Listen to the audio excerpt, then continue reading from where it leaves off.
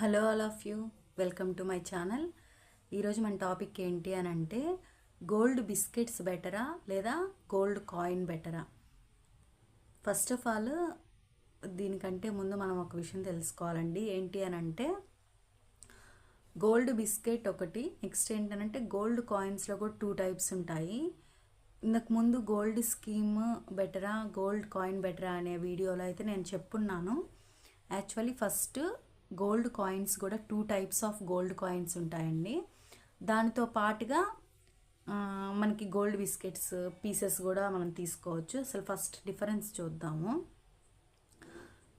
Gold biscuit అంటే ఏంటి అని అంటే దాంట్లో మనకి ఎంత కావాలో అంత పీసెస్ అయితే కట్ చేసి ఇస్తారండి.